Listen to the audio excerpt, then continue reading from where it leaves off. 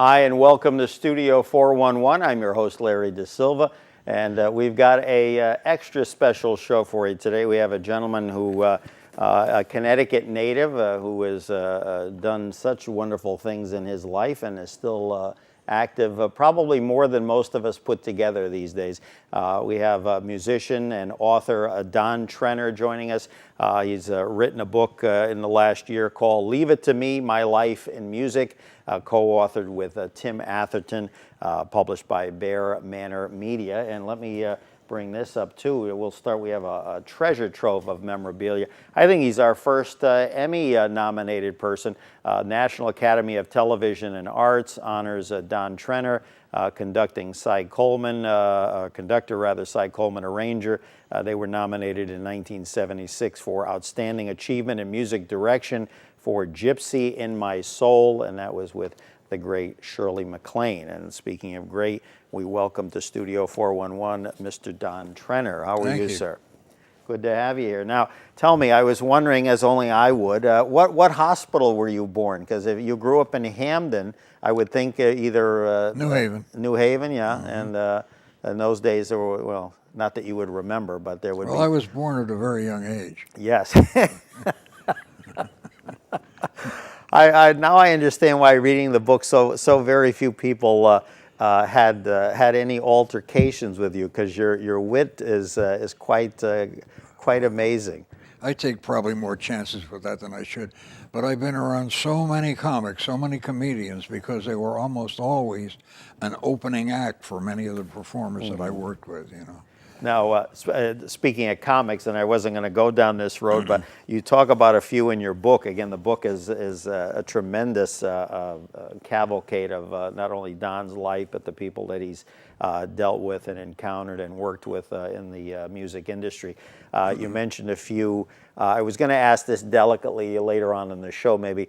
Name three people that perhaps were not the nicest of people, but I'll save you the trouble. I would say ones that stood out to me, like Milton Berle, Jack Carter. There were a couple of others. You got two good ones that really, they were, I know Berle, because I know from when he hosted Saturday Night Live back some 40 years ago. That is the only episode that they never repeat, because Lorne Michaels was at his wit's end. The problem with Milton was that he was early in television, and he knew an awful lot about television. Right. And then he tried to tell everybody else how to do everything. And it was not necessary, because they knew how to do it, you know. And Jack Carter was, again, another Borscht Belt-like comedian. Didn't go back as far as Milton, but again, just a lot of insecurities, which is common in comics. But, I think all of that is insecurity. Yeah. I think all of them are trying to be better than they are. And, you know, I think that shows up. Sure. Now, talk a little bit about your co-author, Tim Atherton. Again, how did the idea, or who said to whom, hey, let's put a book together? Well, I'll tell you as quickly as I can. When I first came back to Connecticut after living in California, this is my 21st year back here now. I was basically in the Los Angeles area in the studios, except for doing a lot of traveling. And when I came back here, not knowing what I was going to do, I became involved with the Mohegan Sun as a contractor. What is a contractor? The Mohegan Sun signs a contract with Frank Sinatra Jr. In the contract, it says that the buyer, which is the Mohegan Sun, must supply a 46-piece orchestra. He comes in with 5 or 6, and then it's a Donn Trenner orchestra. So I hire all the musicians. Gotcha, okay. And one of the musicians that I hired was Tim Atherton. He's a professor of music at Dartmouth and also at Westlake. And he was a trombone player that I hired. And when we would do those shows at the Mohegan Sun, we would rehearse usually from 2 to 5 in the afternoon and take a break for 2 hours and go to the employees' cafeteria, have dinner. And after I came back here, some of the musicians knew who I was from California, and he sat with me a lot, and I got a letter from him. Very impressive. He sent me a letter that was grammatically perfect. That doesn't happen very often. In the letter... Letters don't happen.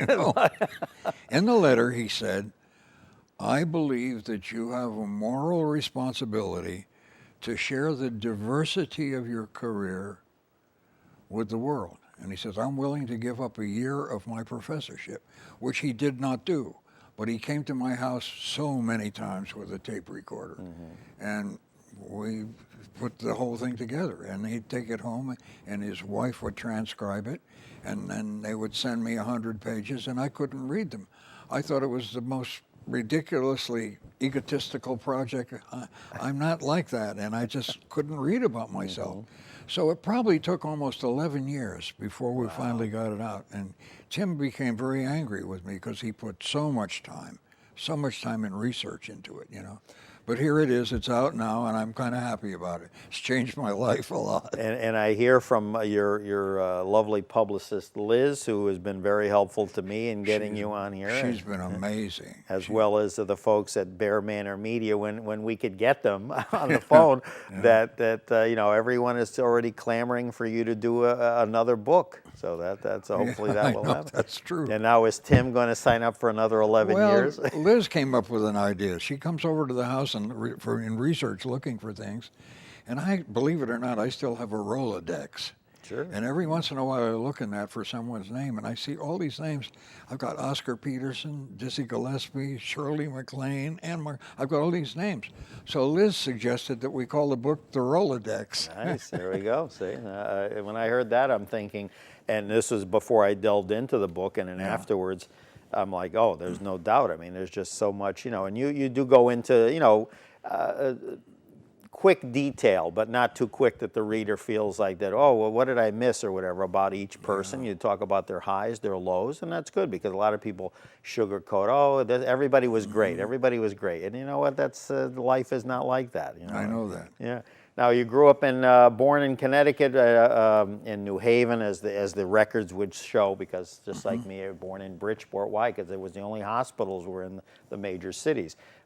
Spent your early years in Hamden. Your parents built a home. Now, when they had a home built, or they built it themselves? Well, they didn't physically build it, but that's the term when they design and hire somebody to build. It was on Carlton Street in Whitneyville. Okay, yeah. It was right behind the Brock Hall Dairy. Wow. I heard the cows in the morning. Oh, there you go. Free milk. And then during the Depression, I'm going to say about what, early to mid 30s, then you moved, financially things became a little tough for your parents, and you moved to New Haven. What part of New Haven? I lived in New Haven at one point, down off of Congress Avenue. Where did you I remember grow up? Congress Avenue. Yeah, near Yale. My dad managed a store on the corner of George and Church Street called the People's Clothing Company. There you go. My dad managed that, you know. Yeah. And we lived on Eld Street, and then finally out to Morris Cove on Townsend Avenue. And then, you know, educate us as we go along, because I find this fascinating when we can have someone who, you know, can remember certain things about certain areas. In this case, you know, Greater Connecticut. Trolleys, I mean, I remember seeing a still that trolleys after, 1948 or whatever, were discontinued. Why, I have no idea. I can remember as a kid in Bridgeport still seeing the trolley tracks still in the ground before they were eventually I used the trolleys a lot. Yeah. So did my parents. Neither one of my parents ever drove a car. Yeah. There was never an automobile in my family until the minute I turned 16 Right, years and then old. because you were kind of an entrepreneurial guy, Yeah. which I got the impression, I don't know if I think he was probably enviously impressed or proud of you, but I almost got the impression, was your dad kind of, you know, was he almost a little envious that you were like so successful? Because your dad kind of struggled in his life. I think probably he couldn't understand. More than anything, though, it would bother me when I came back here because I'd see him talking to people. And I know that, like a dad, he was raving about me, and I'd get embarrassed. You know? Yeah, no, but I mean, that was great. I mean, it seemed like you were just like a master of, you know, kind of just coming up with, whether it's, I don't think you were ever a newspaper boy, but you sold subscriptions, didn't you, Yes, at one I tried. point? You've read a lot, haven't you? Yeah, absolutely. I try to read the book. Saturday Evening Post, Ladies' Home Journal. Wow. And then other things to raise money. So yeah, when you turned 16, not only the first car, but I believe, what make and model was it? Do you remember? 1936 Ford Phaeton. Wow. Yeah. If we open up this curtain, here's a car. No, we don't. Unfortunately, we couldn't resurrect it. That's right. It's probably in the great scrap heap in the sky. But I'm sure. Yeah. But no, that's phenomenal. Now, another thing that was amazing to me, because again, these, you don't have this luxury. This is what comes with wisdom and age, whether we like it or not, is that you actually either that morning or the day before saw the Hindenburg pass over either Hamden, New Haven area on the very day that it eventually crashed in Lakeside, New Jersey. I was staying at my grandmother's house overnight on Orange Street, corner of Orange and Edward, if that helps you any. Mm-hmm, yeah. And it went by, I think, very late at night, on its way to its disaster. Amazing, yeah. And Yeah. even the call is like, I mean, you talk about sports calls and things. I mean, not that that's a sports call, but I mean, the gentleman, the humanity. I mean, it's just like it stays. Anybody who hears that, I don't know how anybody could forget amazing, that. Yeah, yeah. amazing. And the old newsreels, folks, in those days. Yeah.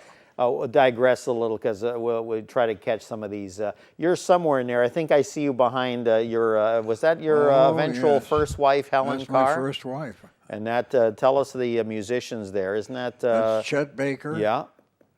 Harry Babison, and Charlie Parker. Charlie Parker on the left, yes, sir. One of the geniuses of music. Yeah, yeah. And I've told many of folks as we got ready to do this episode about you don't find too many people around who know Mingus and Charlie Parker and so many Stan Getz and so many of these other folks. Amazing. Your dad, going back to what we talked about with your entrepreneurship and Heads Up, nicknamed you Persistent Jim. I'm not sure. Was that an old saying back in the day? It relates to the economy in Yeah. my family. If I wanted something and I asked my dad gently if he could get it for me, and he didn't get it for me, and I would remind him that I needed it or wanted it, he'd say, "Oh, Persistent Jim." It was just a throwaway, but I remember that, Now you were an only child, and again, Yes. so am I. Not unless there were others, and no one wants to admit to it. I don't know. But Well, there's a set of advantages and disadvantages. yes, you but know. tell me how your parents' relationship, I found it fascinating, affected you more in your adult life. In other words, I get a correlation that did any of what happened or things that maybe didn't happen affected how you in your relationships throughout your life? Oh, absolutely. Because again, Absolutely. I've been married more than once, which I'm not proud of because I didn't expect to be or want to be. And I think that probably I was a failure in the relationships because it's not a difficult word for a lot of people to pronounce, but I never knew how to say no. Right. So you become over-acquiescent and you do everything you can to please somebody. And that doesn't work in a relationship. Yeah. You know? I mean, you call it in the book, and again, I've heard the term before, an enabler, basically. Is what- absolutely. Yeah. And do you find that I'm still that way. you're still there? But I see. if you don't mind me asking, at this point, you're not married, correct? No. No. Okay. But I'm very close to my former wife. Now she's yes, my girlfriend. BJ, but she's the correct, mother of my daughter. Yes. Oh, I'm sorry. No, Carmen. Carmen, yes, that's yes, right. But you're also Carmen's a wonderful lady, really. Yeah, and now BJ is still with us, correct? BJ is now married to Gordon Hunt, who is Helen Hunt's father. Oh, okay. There you And go. Gordon and I have written music together. In fact, he wrote a lyric for Helen Hunt's 30th birthday, and we surprised her. I wrote the music for it, and I went over to their house, and he asked Helen to come over, and she didn't want, what's he bothering me for on my birthday? And George Hearn, a well-known actor who did La Cage aux Folles, I think, Oh, who yes. was a good singer. Broadway, you yeah, know. yeah. So he was there, and Helen came in, and we sang and played the song for her. Nice. There you go. No, I He's remember a seeing her lovely name man, listed, but I didn't yeah. get the connection. So He's a very, very nice man, and BJ is very So important to me. BJ, Helen Hunt's stepmother. See the Yeah. things we learn Yeah. here on Studio Yeah. 411. Donn Trenner joining us for the hour. Leave It to Me, My Life in Music. Bear Manor Media, DonnTrenner.com for more information. Perfect pitch and photographic memory. Apparently, no, you will not block out this interview when you leave here. Is that true? No, I'll remember everything you Oh said. my goodness. Okay. Uh-oh. Help me, Liz. And perfect pitch. Now, is it true Judy Collins has perfect pitch? I think I've heard that. I don't know. Is it true Raquel Welch does not? It's definitely true. Oh my goodness! That's One of the tidbits in the book. My Yeah. goodness, yeah. And I'm a little nervous about Raquel wow, right now. Yeah. Now, going back to your early teens, mid-teens, of course, New Haven, I think more so in those days. Please correct me if you disagree.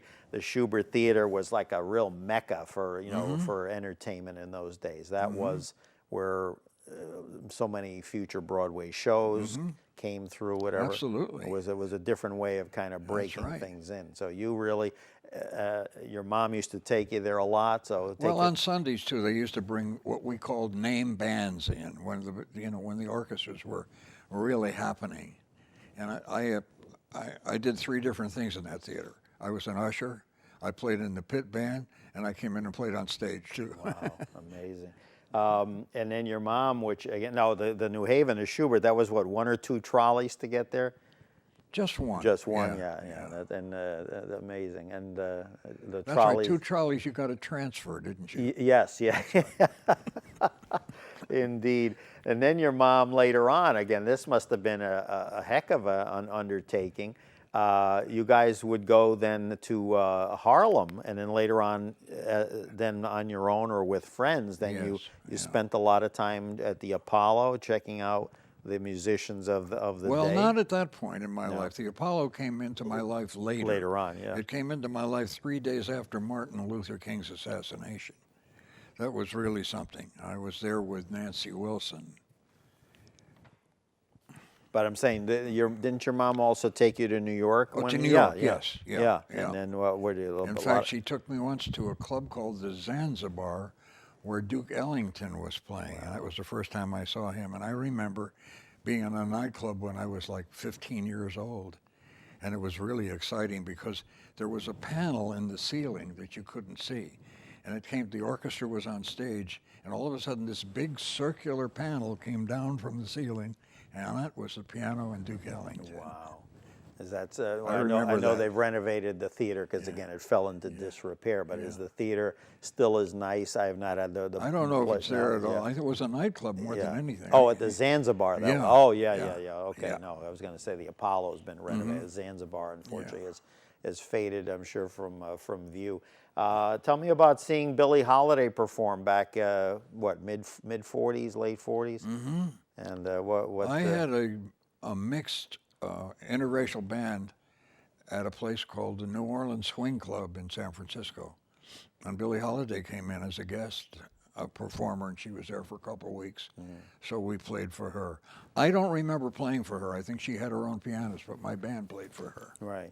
And what did you think of her? I mean, people still to this day rave about her. I mean, obviously there were so many to choose from. Ella, Lena, obviously most people that know music would know those folks just by their first name. But were you like She was a serious stylist. Yeah. She was different. Yeah. Her delivery of speech was different. So her delivery of lyric was different, Ella, of course, as far as I'm concerned, is the champ. Yeah.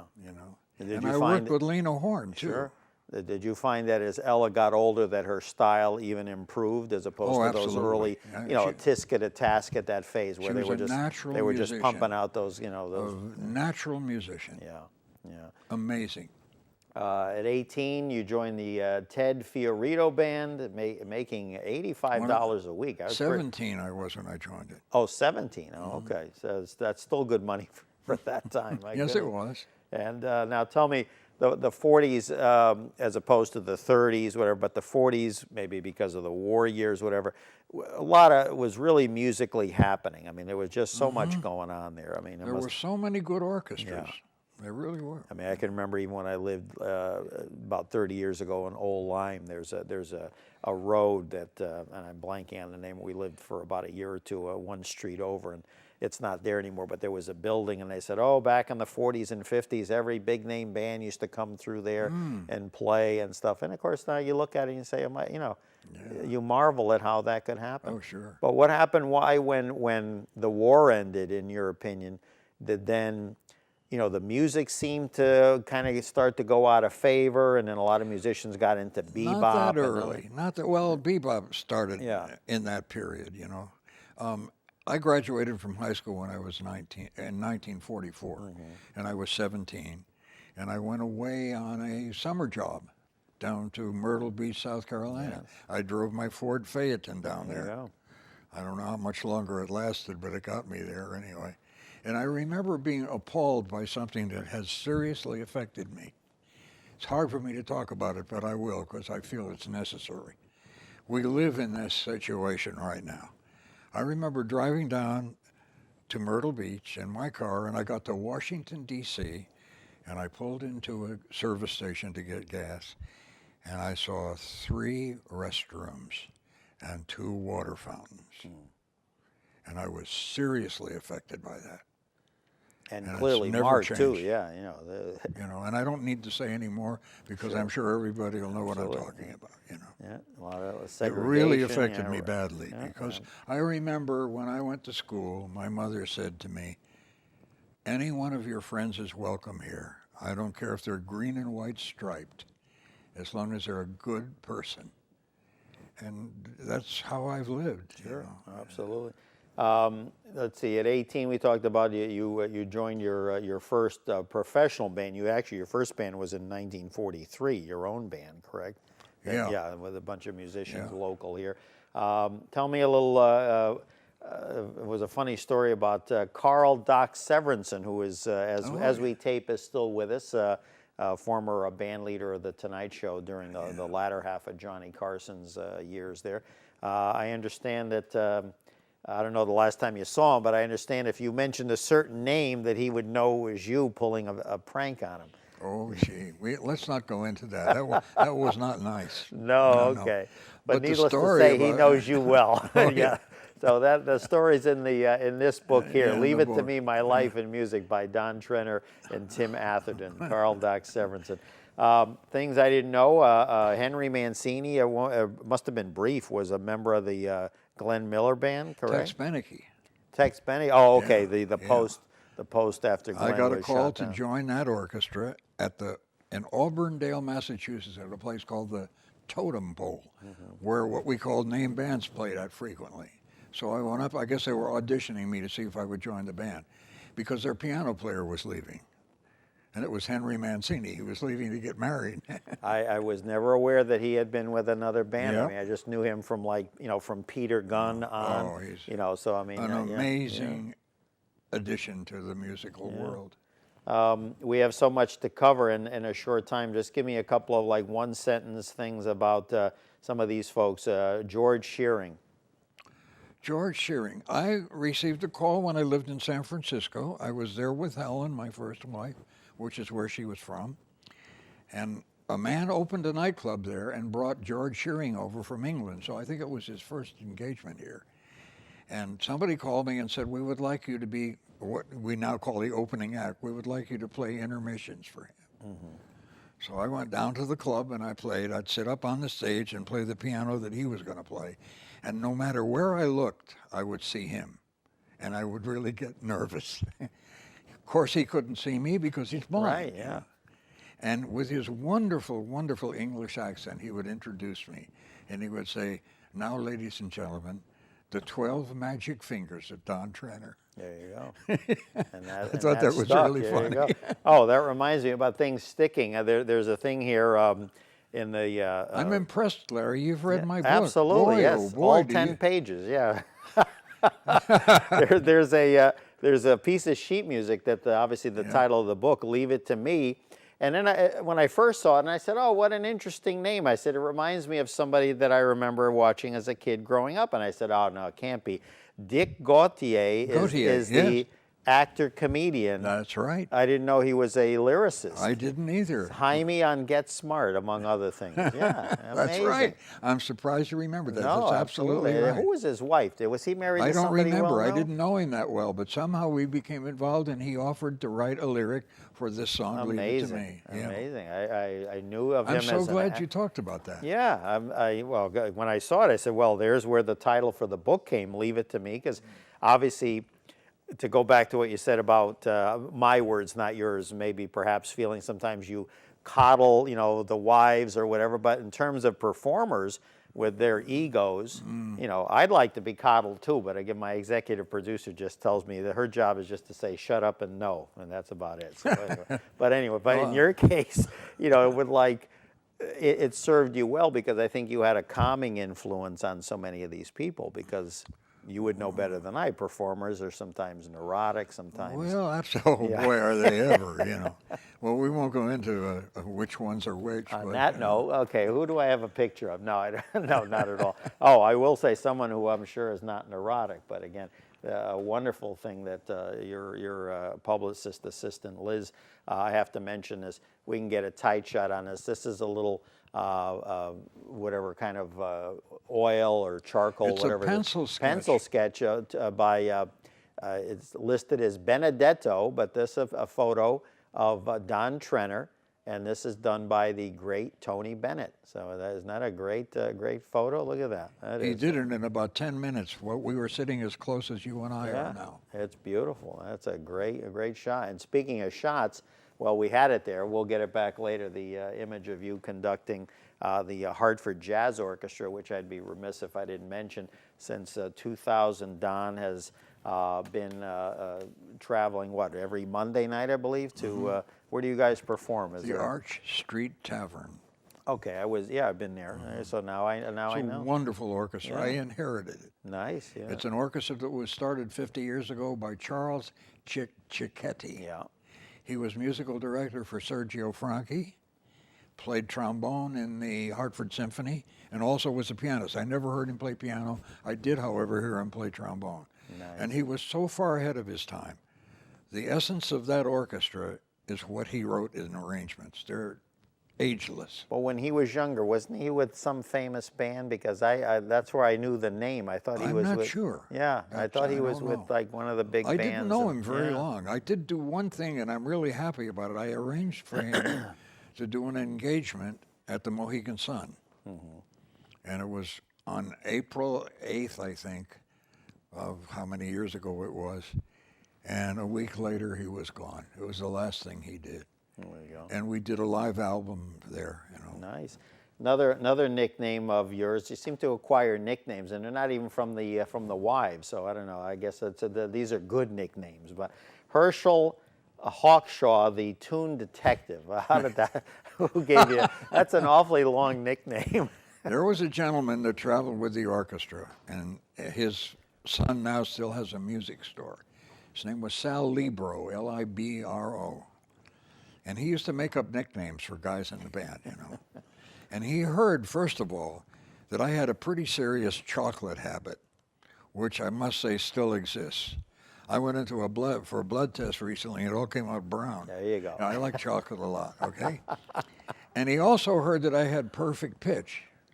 So he came up with that, because what would happen with that orchestra, I was very young, and I would hear something wrong in the orchestra, and I'd say, third trumpet, that's a C sharp, not a C natural. Wow. And so Les would look over at me anytime anything was wrong, and I just blurted that out. It wasn't really very ethical. But he called me Herschel Hawkshaw, the Tune Detective. Nice. Herschel being related to Hershey chocolate. Sure. Yeah. That's how that happened. 1954, after several years after the war, we're skipping ahead a little bit to 1961, a member of Les Brown's Band of Renown. Of course, those of you who grew up watching Bob Hope. Speaking of which, Bob Hope here is a nice Christmas card to Donn from Bob and his late wife, Dolores, back in the day. Actually, I can tell you right now, 1996. How's that? It's a letter, folks. Remember those? There we go. It's a Christmas card. I still send those out to those of you who want me to send emails. Ain't happening. Okay. Let Anyway. me tell you, that's a great human being. I spent a lot of time with him. I feel very blessed to have had the time that I had with him. Sure. No, he's tremendous. I was going to say, see, you stole I said, talk about Bob Hope. Are you peeking over? There must be a mirror up here. I don't know. Tell me about pet peeves. I know one is, let's see, untuned, seemingly unplayable pianos. I did some bad things with pianos. Yes, I heard, you did like a Jerry Lee Lewis, or I'm trying to remember someone else that set when them we were on playing fire. with the orchestra, I can't believe I did some of that stuff. Very often we would take the lid off of the piano so that it could be heard better from the rhythm section, drummer and bass player. And I'd find some popcorn and put it on the strings, and every once in a while I'd play a loud chord and the popcorn would go up in the air. Nice. I'll tell you. Again, just, you've been obviously in the middle of certain things in history, and also others kind of on the fringe. You talked about, of course, back in the 40s and I'm sure into the 50s and 60s, traveling throughout the country during the civil rights and racial strife that seemingly never seems to end. But then again, we thought we... Yeah, that's the sadness for me. Yeah, exactly. But other kind of perhaps more joyous, temporarily joyous. I read in the book you were at the wedding of Sammy Davis and May Britt, and I didn't bring that up in relation to that, right. but Yes. it did cause a scandal because, of course, Sammy was African American, May was a Swedish Caucasian, and that actually, if I'm sure I still have the contract in my file at home. Nice. I hired it was a jazz quartet that he wanted there. I can't remember whether it was the Beverly Hills or Beverly Hilton Hotel. It was one of them. Now there's but the only one that didn't show up was my Britt. Oh yeah. I read that. Yeah. There was so much bad press. She just didn't come. Amazing. And all of the people, Sinatra and everybody was there. You brought up early during the kind of setup before we started taping. I have if in the control room they can show this cover of this album. Double feature, B.J. Ward, who Donn met when, she was about 19, 20 years old. Yeah. Lovely album cover. I'm sure equally nice lady. That's Helen Hunt's stepmother, so that tells you all you need to know. Donn Trenner on piano, loves songs from the movies. Donn sat here and said, what a nice album cover. Boy, it looks even better on TV. There you go. There you go. And then she became your second wife. That's right. I have to ask, my Achilles heel is redheads. My first wife and my current second wife are both redheads, so that's my cross to bear. No, I'm still waiting for a redhead. Yeah, no, I don't know. I didn't realize that till my 40s. I must tell you that sometimes it's embarrassing for me to relate to that part of my book. I'm not proud of the fact that my marriages were multi-marriages. Mm-hmm. That's not what I wanted. But there were situations and circumstances that caused it. Sure. Oh, no, I hear you. But no, I just got concerned when I got near the end of the book and I saw the discography, and then I thought the next page was the marriages. Liz Coburn is responsible for that discography. Oh, not the marriages, Absolutely. The discography. Okay, yeah. We can't blame you for the other ones, Liz. But tell me a little bit about Betty Jo. Is that BJ? Is that her given name? Oh, Betty no, Jo, that's really funny. It's Betty Jean. Oh, so Betty Jean. So she's not From one Wilmington, of the Petticoat Delaware, Junction girls. Okay. Right. I met her on a show that I did after the Steve Allen show finished. I went to New York and became musical director. I had the orchestra on a show called ABC Nightlife. Mm-hmm. William B. Williams was the co-host. Yeah, and we had a WNEW for many years. Remember him? Yeah. Oh, yeah. We had a rotating guest each week, and the first one was Shelley Berman. And BJ was Shelley Berman's guest. Nice. Anyhow, people ask her what her name stood for, BJ, and she would say, basically Jewish. No. She was very funny. She was the one that someone asked for the arrangements, or was that someone else? And she basically had that was me. She had a crumpled piece of paper. That was it. That was it. And after the show, I said to her, so cute, I said, can I have the 7 magic numbers? And she said, what do you mean? I said, your phone number. There you go. So I started to date her, and she invited me over to her apartment in New York, and she had a piano there. And I said, oh, do you play piano? And she said, yes, I do a little bit. I said, could you play something for me? She said, yes. She said, I'll play the second page of Rhapsody in Blue. And I said, what happened to the first page? She said, I never learned that. She's an incredibly funny, incredibly talented girl.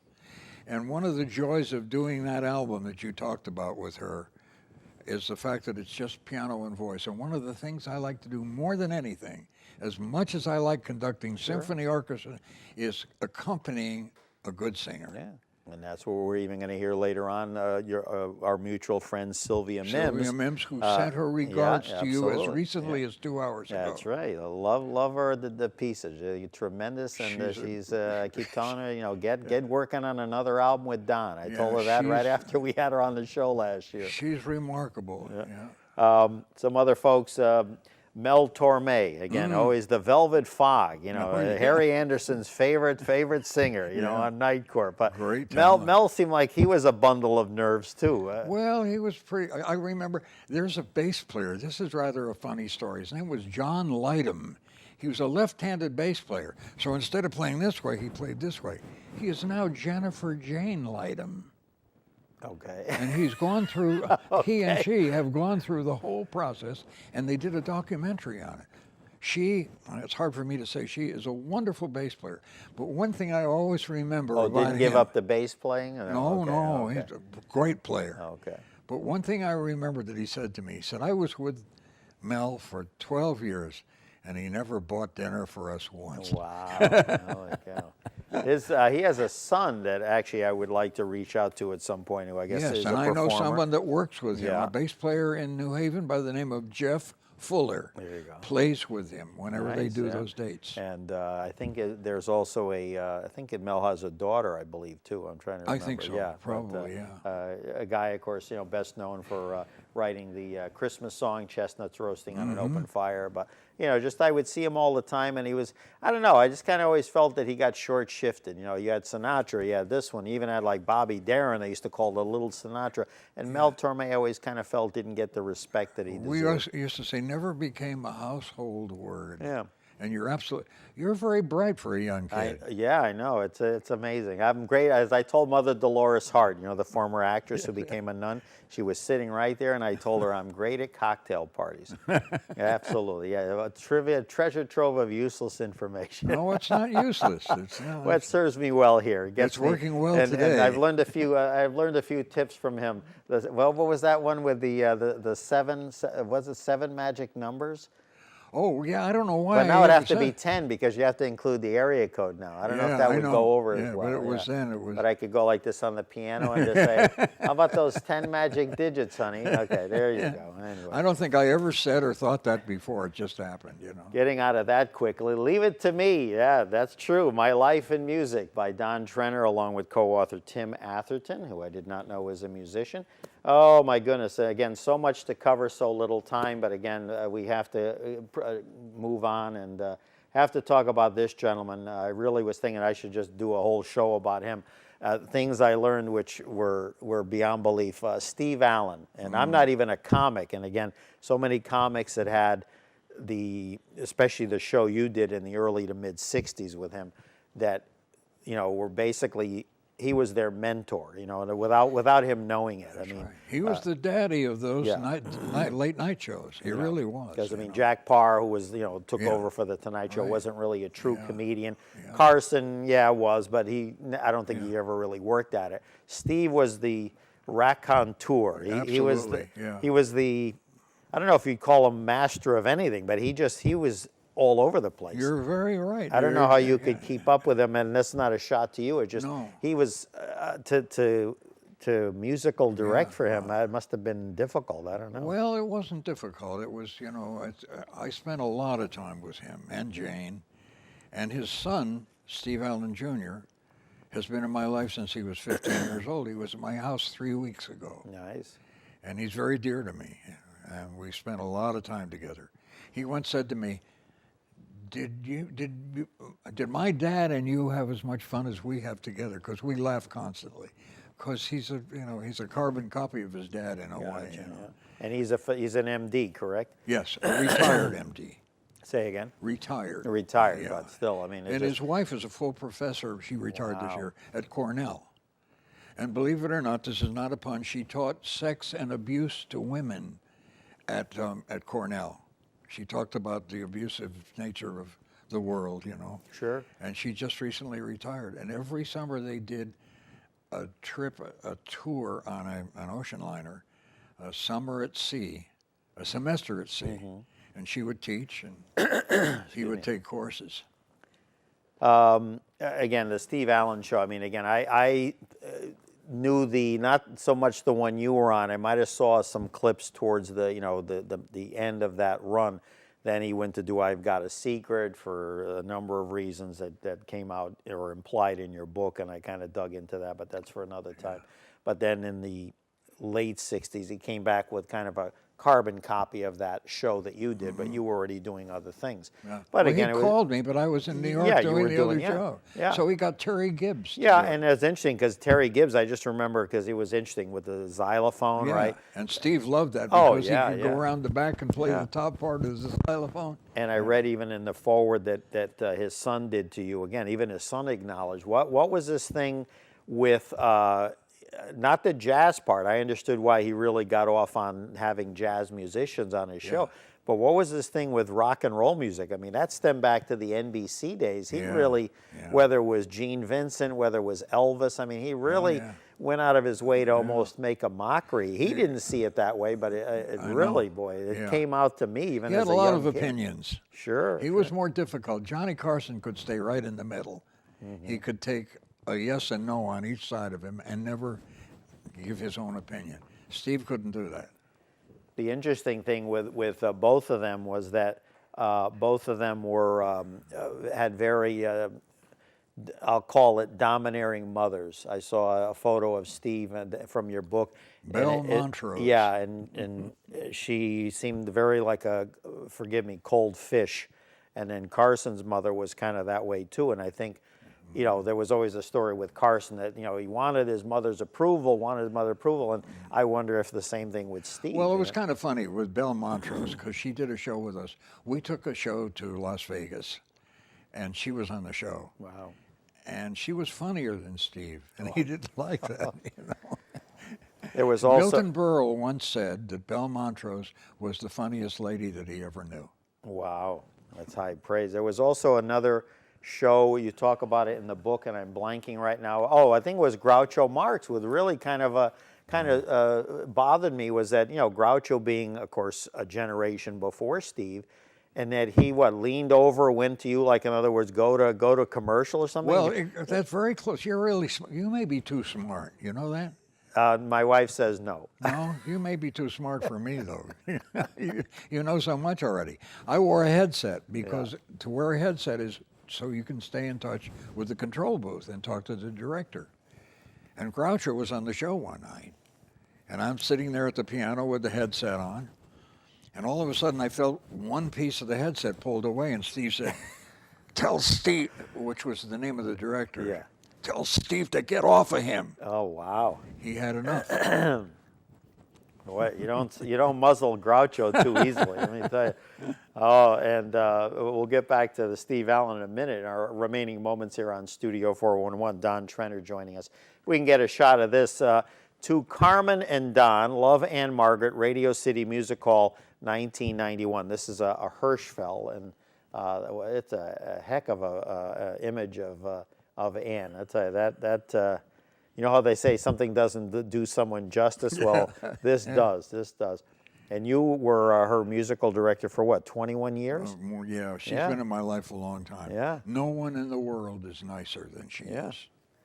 And the one we were talking off air that could never call George Burns George. It was always Mr.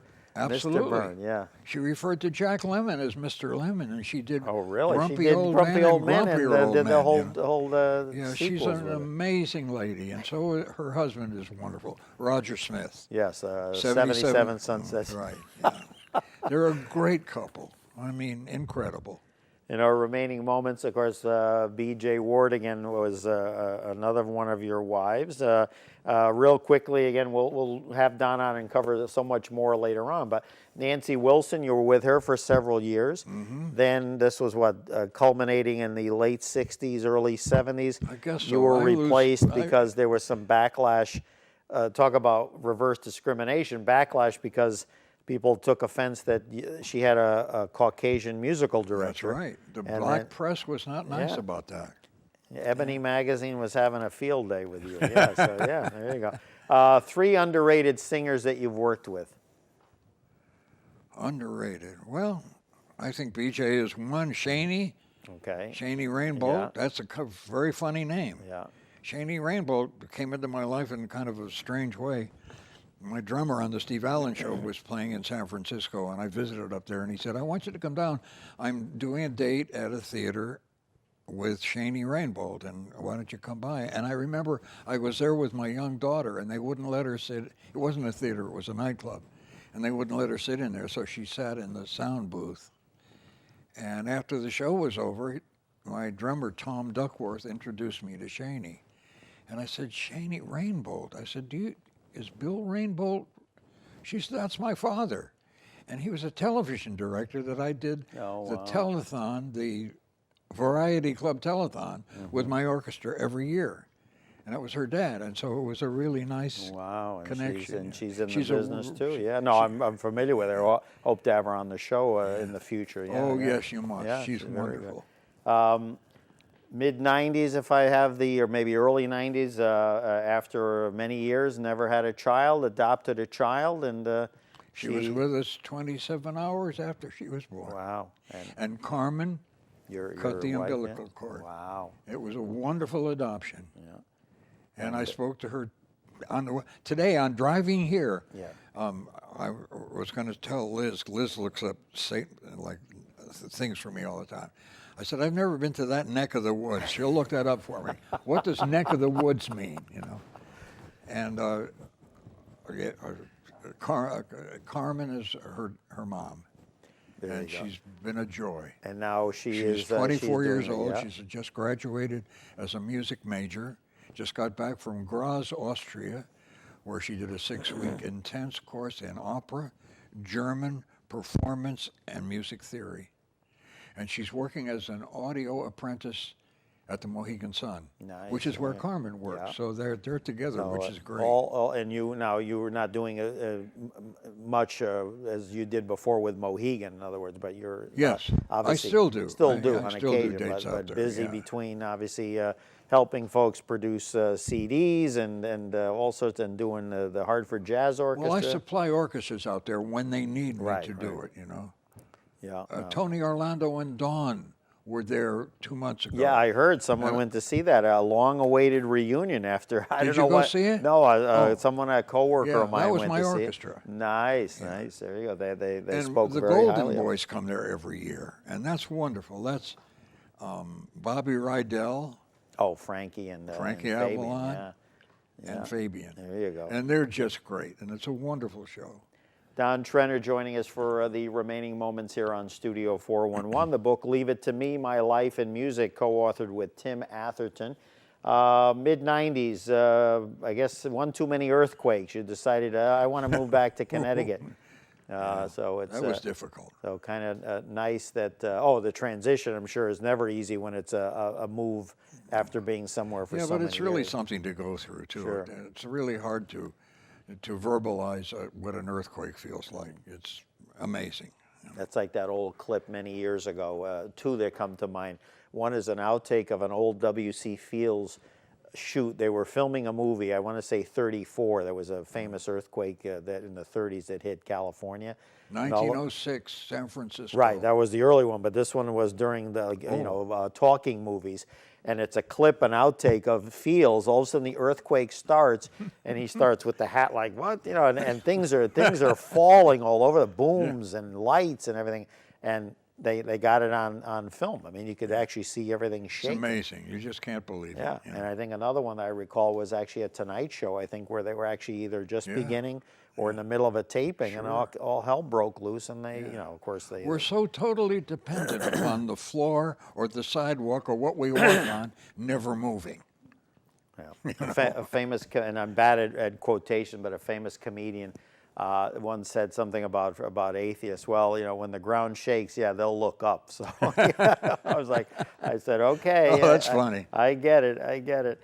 Oh, tell me now, a critique about today's music, and I don't mean the music per se. I think you're more from a technical standpoint about, you know, how everything is canned music and synthesized music, electronic. In other words, you hark for a day, which a lot of folks financially don't want to do, to have, again, performances where there's full orchestras, where there's, you know, a real, Sure. not a couple of guys and the rest is all push button. Well, I had a recording studio in California, and I did quite a bit of recording there. And when I moved back to Connecticut, the house that I bought had room enough for me to put a studio in. And I put a lot of money into that studio. Sure. And by the time it was almost ready to happen, everybody had a studio in their computer. Yeah.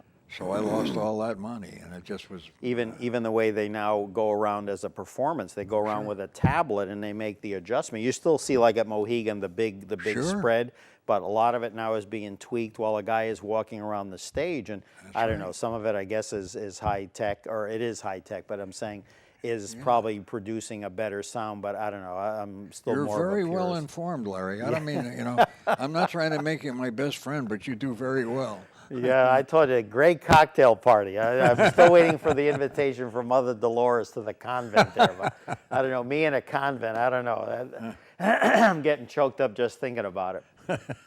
Oh, my goodness. Now, I think we're winding down near the 1 minute. Okay, thank you. My cue person there. Real quick, nice picture of Donn and your daughter, daughter's first Sarah. name? Sarah, along with Tony Bennett. There you go. That's something. And we have, unfortunately, time has run out on the old hourglass, as they used to say. McDonald Carey used to say something like that.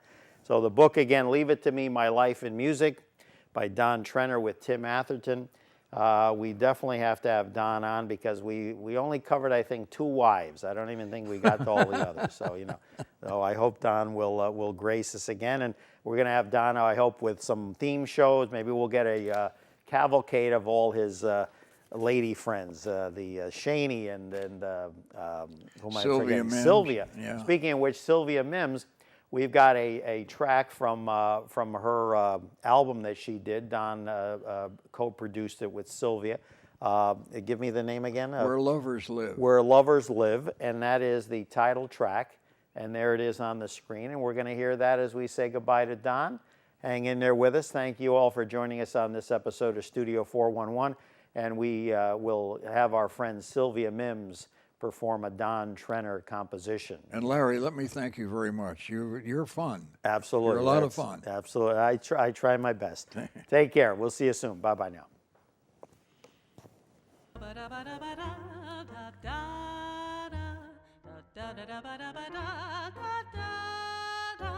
Where lovers live, it's always right. It's cool by day and warm in the night. And in case it's not, you forgot to be lovers.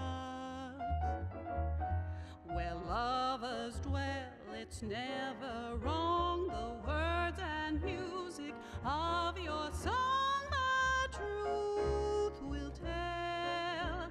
If that's a lie, goodbye, you're not in love.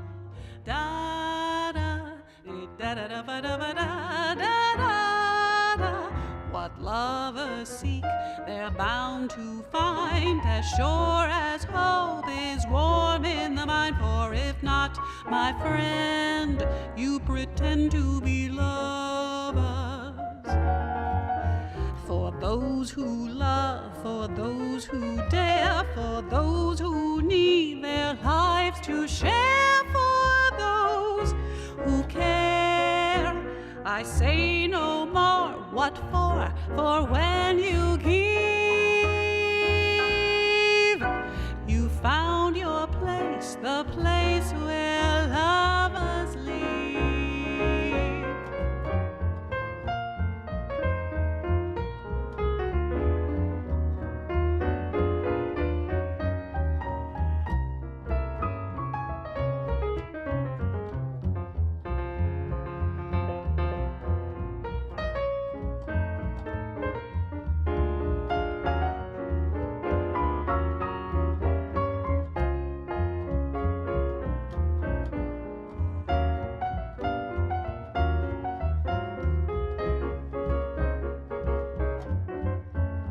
What lovers seek, they're bound to find, as sure as hope is warm in the mind. For if not, my friend, you pretend to be lovers.